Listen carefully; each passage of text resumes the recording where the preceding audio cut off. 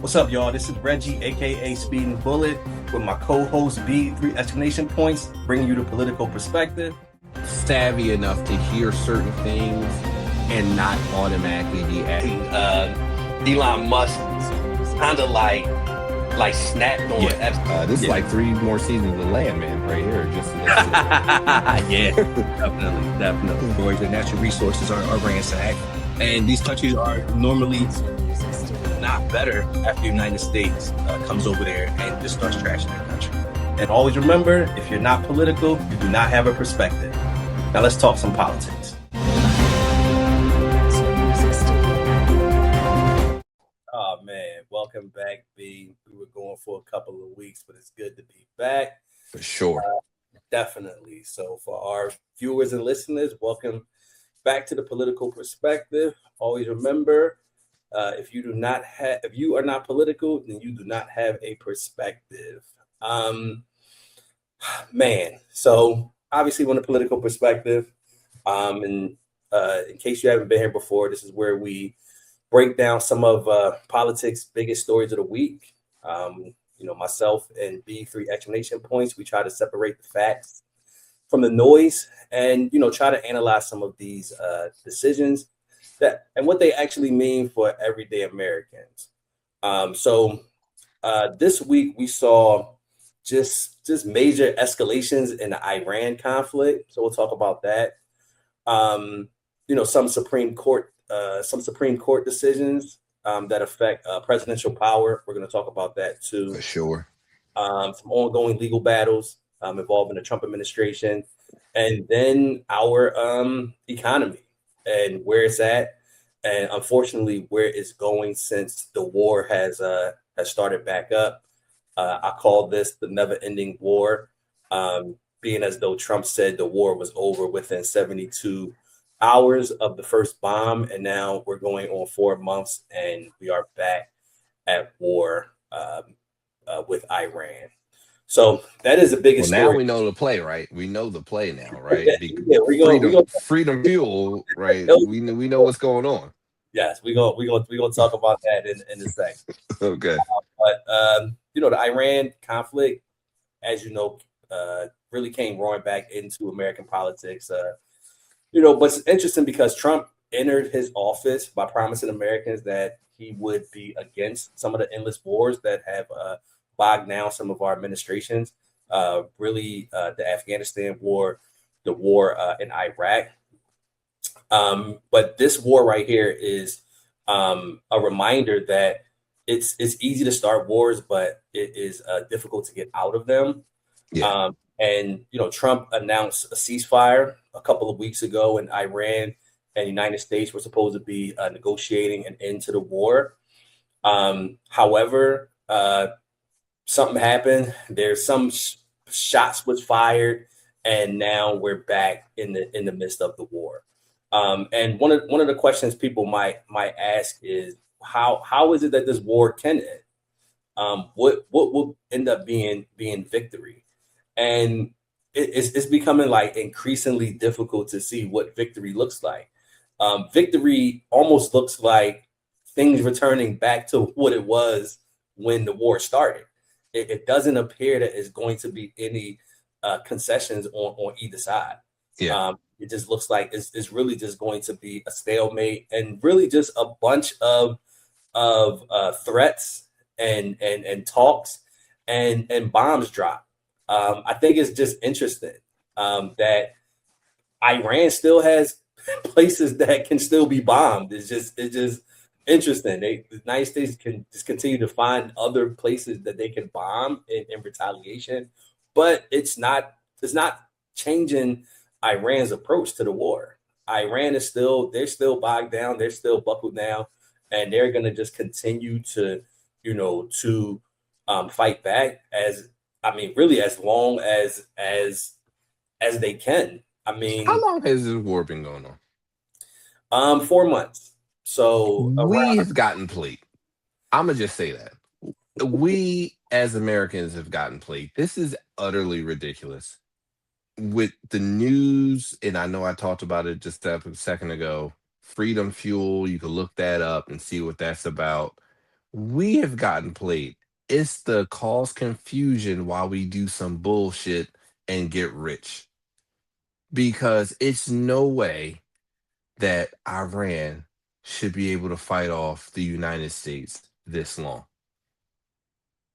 Yeah, I We mean, got played. yeah, I think a part of it is I think the United States went into this with an extreme amount of arrogance and not really understanding that how we kind of interpret like conflict it's different in that part of the world. You know, in the 80s, Iran and Iraq, you know, they had a war for about 7 years. Yes, You know, I remember. Yeah. yes, for about 7 years. And I think Damn, I'm between old as both fuck. I countries, remember that. over 1 million people died, you know, in both countries. Mhm. So their kind of capacity to suffer pain and losses, it's very different. You know, we are, I'm not saying this, you know, just in jest, but we are boohooing over 13 service people that died, and in Iran, it's probably 1,300. You know, so there's a different there's a different level of pain that these Middle Eastern countries are able to endure that we Yeah. are not. You know, we are not just willing to, you know, to take these long-term losses. I mean, if you look at the pump, I mean that is the indication of how it's affecting us, and this is just our dollars. This is not people who are dying like no one's died in the last 3 months, but you know, people look at the gas prices and how it affects them, and you know that's hurtful for us. But just in terms of like bombing this country, I mean, there's no real way to bomb a country into submission. Yeah. Not a country that is bogged down and really just ready to fight like Iran is. So I don't know what, like I said, I don't know what the end looks like. You know, I don't know what the end looks like. I know that the people that are running Iran, they have to feel like they're winning. Like just to be able to even have this long-term conflict with the United States and still be in the fight, you know, they have to, and whether or not it's real or not, they have to, you know, believe that they're doing something extraordinary. So I don't see how it ends. Call me crazy, but I think we all got played in the sense of he started this war. The Strait of Hormuz got closed. Gas prices went through the roof. We go back to when he bragged about stealing oil from, was it Venezuela? Mm-hmm. And now all of a sudden we have Freedom Fuel popping up in the Philadelphia in the suburb area selling fuel for 30 cents less than what all the other gas stations are selling fuel for. It's mostly, in my mind, tinfoil hat, it's all profit. He's selling the stolen oil all for profit under the guise of Freedom Fuel. And he needed to create a higher price with the other companies, and that's why he started the war. Everything he does to me is, I'm getting rich. I mean, it's hard not to really believe that that's what it is.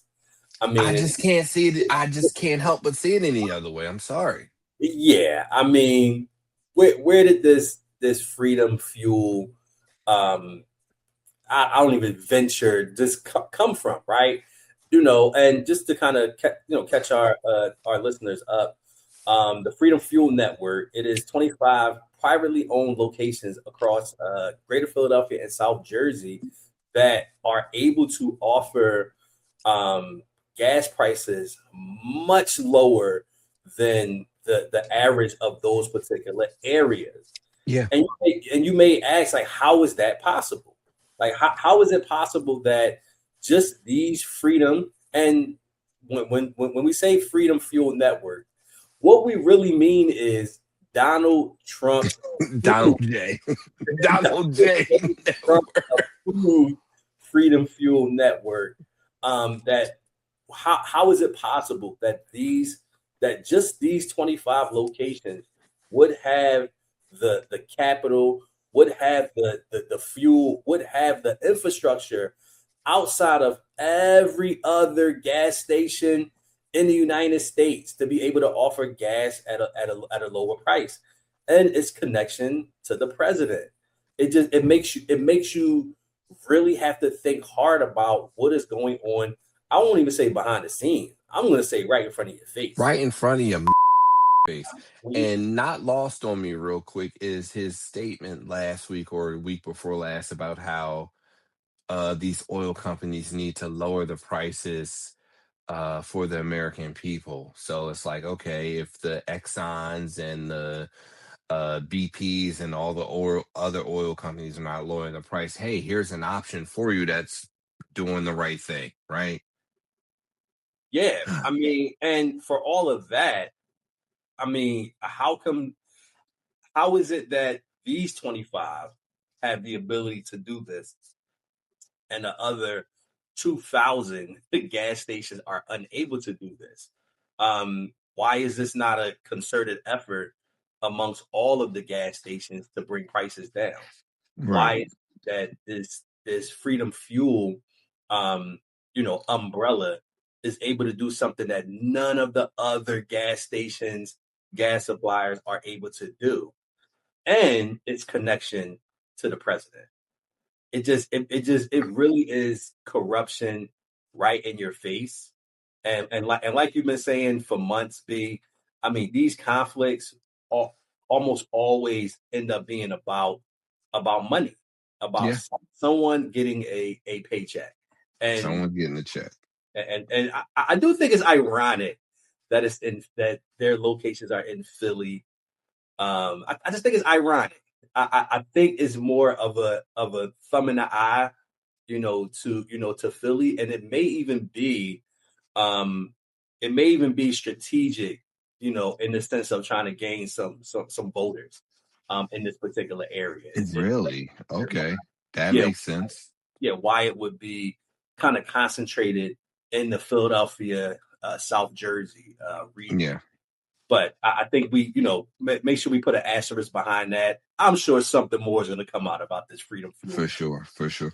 Now, to be fair, or if it's fair, what I've seen from the people that have been interviewed at the Freedom Fuel, once they learn that it is connected to the current administration in the White House, they not rolling. They not rolling on the coverage on the news or whatever. However, at the end of the day, if it's 30 cents cheap, 30 to 40, 50 cents cheaper than what you can find, people do got to be concerned about their own household. And Absolutely. I'm not mad at anybody going there, but I just hope they let it, they do the right thing when it comes November. That's all I'll say. They'll do the appropriate thing come November. Absolutely. All right, let's move to Washington and the courts. So the Supreme Court just ended its session, and they were dealing with some major questions about presidential power and a few other things. So the first thing I want to talk about is birthright citizenship. So a major defeat for the Trump administration, the court rejected an executive order attempting to limit birthright citizenship, therefore upholding the 14th Amendment. The reason why this is important is because the 14th Amendment is the amendment that made Black people citizens. Yes. So that's the first thing. It was upholding the 14th Amendment, saying that anyone born in the United States is a United States citizen. What the Trump executive order was attempting to do would be to make sure that anyone that's born in the United States had to have parents who were citizens before they could be citizens themselves. So anyone that was here on any type of status, whether it's protected status, green card status, illegal, not illegal, undocumented, undocumented status, that your parents had to be citizens before you, Before could you be know, considered a citizen. yeah. And it is obviously it is a white supremacist, bigoted, ridiculous ask for to change the Constitution, the first thing to change the Constitution. But what that would mean for just so many generations, really, of people whose parents were not born here, Yeah. and even attempting to erase that or to now say that these people are no longer citizens. This is the Constitution. This is the language of the Constitution. Constitutional amendments are very difficult to get changed. But like I said, historically, this amendment is the reason why Black people have the ability to be citizens, being born here. So Yeah. it was a win for citizenship. And for anyone that thinks that there are all of these undocumented women that are coming across the border 8 months pregnant so they can have a baby in the United States, and they call them anchor babies because once you have a baby in the United States, morally and ethically, it's kind of difficult to like kick the parent out. Yeah. Without kicking out the child, which the child is American citizen, right? Right. However, contrary to what you might hear, or even read, or even see, that is such a small amount of such a small amount of women that actually fall into that category. Of having anchor babies, that it doesn't even reach even 1%. And there are already laws in place. There are already immigration laws in place that say if you are like if immigration officer suspects that a woman is here for that purpose, then she will not be granted any type of asylum if that is what they consider a reason, or the reason why she's coming here to have a baby. So there's already laws in place for that. My kind of cynical way of looking at it is to remove the 14th Amendment would be a step closer to removing Black people from the United States. For sure. That's what's going on. I could not believe they was that eager to get back to unseasoned chicken. Because what are you doing? That's where it was leading to. It was like, we effectively repealing the 14th Amendment. You need to go. Absolutely. Next thing is just executive authority. So the court scrapped really a century-old precedent, ruled 6-3 that the president has sweeping authority to fire heads of independent federal agencies without cause.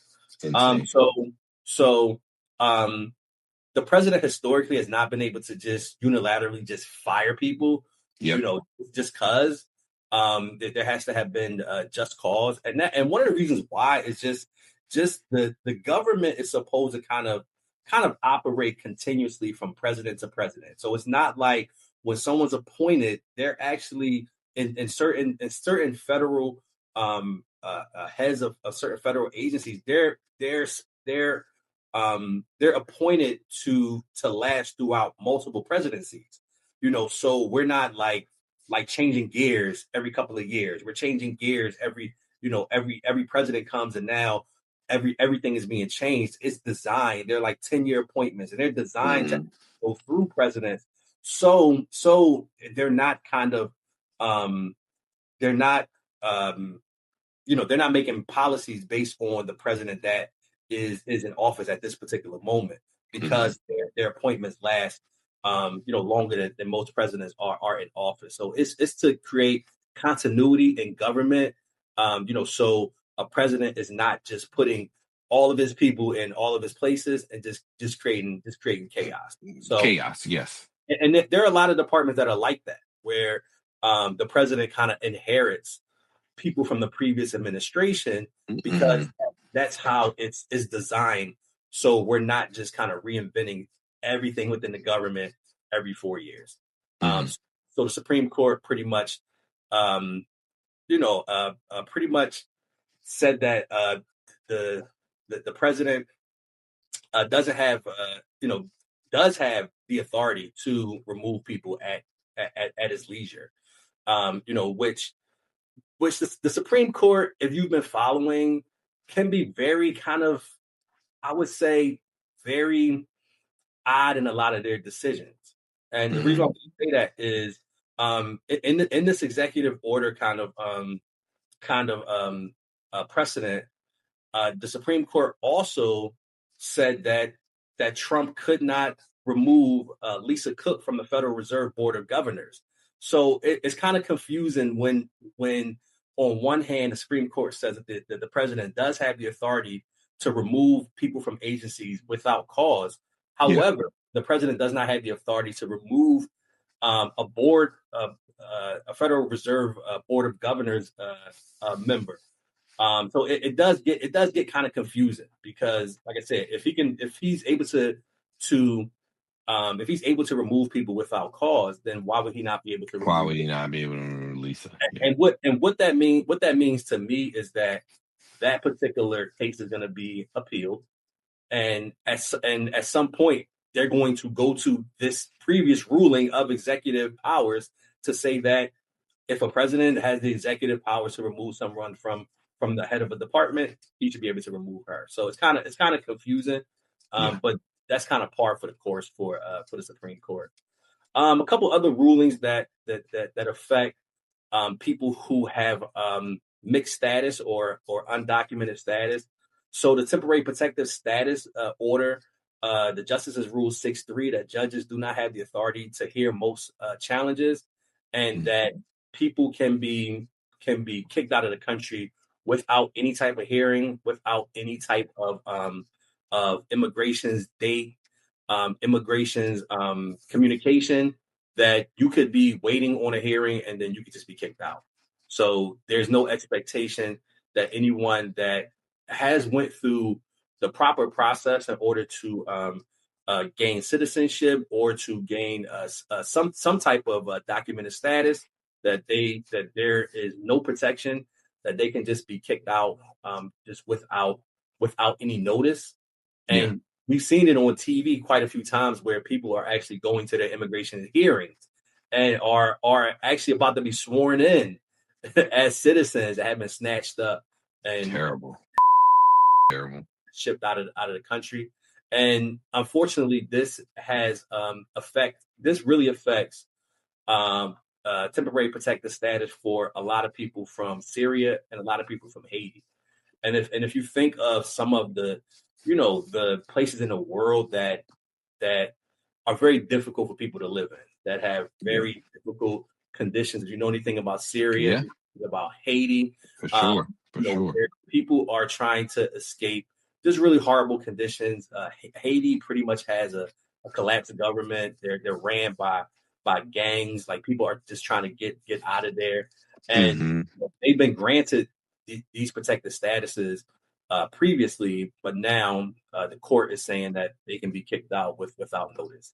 So, I mean, that's absolutely kind of horrible. The last thing just has to do with asylum seekers. So, once again, the Supreme Court ruled 6-3 that officials are able to turn back anyone coming to the U.S.-Mexican border that's seeking asylum, that they can stop them from coming into the country, meaning that they can stop them from actually applying for asylum. So to kind of let people know how it works, those photos or videos that you see, like people kind of like crossing the border, like that's not really how people come into the United States. Okay. That is just propaganda. It's a very small amount of people that actually try to sneak into the country those types of ways. However, the way people do attempt to come into the country to gain any type of status is you present yourself at a border crossing, and you present yourself at a border crossing, and you explain to the border patrol people why it is you want to come into the United States. You're being persecuted. You are seeking asylum. You know there's some weird, crazy shit going on in your Latin American country that you can't deal with, and they will let you into the country while they investigate your claim. And if they feel as though you meet the criteria of asylum, then you're allowed to come into the country and you're allowed to work towards getting citizenship. So Citizenship, yeah. So this particular ruling says that the Border Patrol can stop everybody at the border and not allow anyone to step into the country. So the way the asylum laws work, you have to physically be in the United States in order to seek asylum. So you can't seek it on the Mexico side of the border. So obviously the Trump administration, they don't want anybody to attempt to seek asylum at all. So of course are now ruling that they can stop people from actually crossing into the United States, where legally they would be able to seek asylum. And asylum seeking is a part of the Constitution. This is not like something that has not happened over time. And when we think about a lot of people, especially Europeans, that have came into the country, we have Ellis Island in New York that documented for sure. All these people coming in, they all came in the same way. Solid asylum, right? Came in the same way. And it's just ironic that you have the United States, which is a melting pot of people who were not here or not supposed to be here. Now talking about we need to close the door behind somebody else. It's really insane if you just thinking about it on that level. Like none of us was here. No, none of us. But now all of a sudden we got all these rules and regulations on who can be here. It's really insane.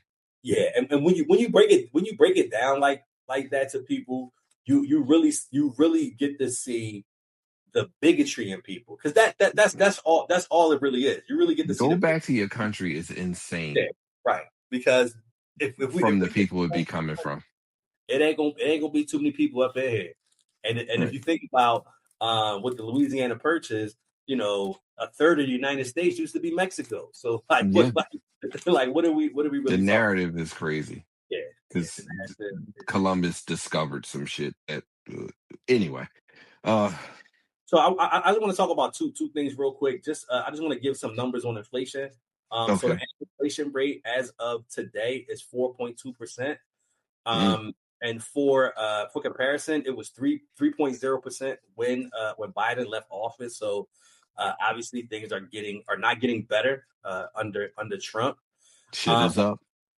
Yeah, definitely up. Another stat I wanted to throw out here is the unemployment rate is at 4.2%, which is not too far off of what it was when Biden left. It was 4.1%. However, Black unemployment rate is at 6.6%. Versus 5.7% when Biden left office. I mean, obviously, Black people, we get the brunt of every negative indicator in this country. So the higher the unemployment is, the higher it is going to be for Black people.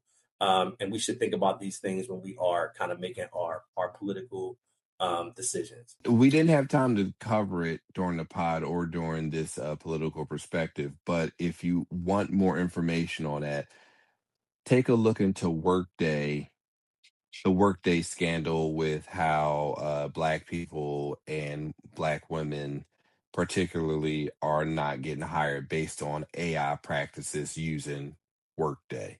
It's worth the look. If you're not working or if you know somebody who's unemployed, it's worth looking at, because a lot of these companies today use AI to filter through resumes and hiring. I remember you, Reggie, saying you had two people or a couple people show up that you never even talked to, and it was all done through AI. So it's a part of our life. And if Workday specifically, who's under fire, is doing things to stop people who look like us, Black people, from getting hired, it's worth looking up and causing a fuss about. So if you have a minute, take a chance to take a moment and look at that story. All right, excellent. So before we leave, I just want our folks to remember, politics is not about winning arguments. It's really about understanding the consequences of your vote. Yes. And I think that it feels like that's all that you hear and see is political arguments. But I think the real take back is understanding the consequences of your vote and making sure that you respect your vote and exercise your right to vote. So I'm just going to leave us with that. Always remember, I am Reggie. Can't forget my first name, aka Speeding Bullet, with B3 explanation points. And always remember, if you are not political, you do not have a perspective. Thank you for watching this video. Please remember to like, subscribe, and hit that notification bell.